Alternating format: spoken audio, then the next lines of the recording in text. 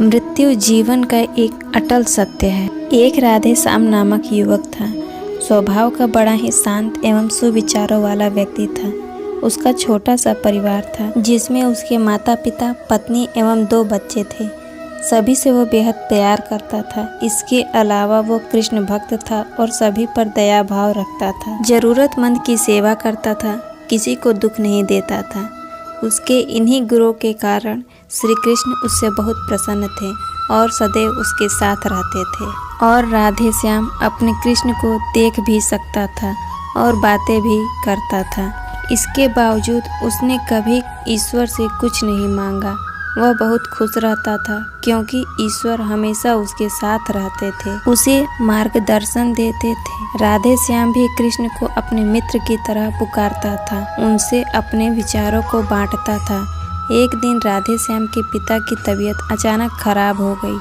उन्हें अस्पताल में भर्ती किया गया। उसने सभी डॉक्टर के हाथ जोड़े, अपने पिता को बचाने की मिन्नतें की, लेकिन सभी ने उनसे कहा कि वो ज़्यादा उम्मीद ना दे सकते और सभी ने उसे भगवान पर भरोसा रखने को कहा।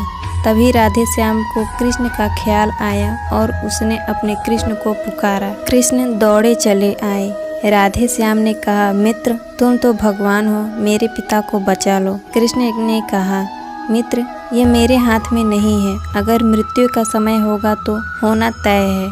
इस पर राधे श्याम नाराज हो गया और कृष्ण से लड़ने लगा। गुस्से में उन्हें कोसने लगा। भगवान ने भी उसे बहुत समझाया पर उसने एक न सुनी। तब भगवान कृष्ण ने उनसे कहा, मित्र मैं तुम्हारी मदद कर सकता हूँ, लेकिन इसके लिए तुम्हें एक कार्य करना होगा। राधे श्याम ने तुरंत पूछा, कैसा कार्य? कृष्ण ने कहा, तुम्हें किसी घर से मुट्ठी भर ज्वार लानी होगी और ध्यान रखना होगा कि उस परिवार में कभी किसी की मृत्यु ना हो। राधे श्याम झट से हाँ बोलकर तलाश में निकल गया। उसने कई दरवाजे खटखटाए। हर घर में ज्वार तो होती, लेकिन ऐसा कोई नहीं होता जिसके परिवार में किसी की मृत्यु ना हुई हो। किसी का पिता, किसी का दादा, किसी का भाई, माँ, काकी या बहन। 2 दिन तक भटकने के बाद भी राधे श्याम को ऐसा एक भी घर नहीं मिला। तब उसे इस बात का एहसास हुआ कि मृत्यु एक अटल सत्य है। इसका सामना सभी को करना होता है, इससे कोई नहीं भाग सकता। और वो अपने व्यवहार के लिए कृष्ण से क्षमा मांगता है और निर्णय लेता है जब तक उसके पिता जीवित हैं उनकी सेवा करेगा।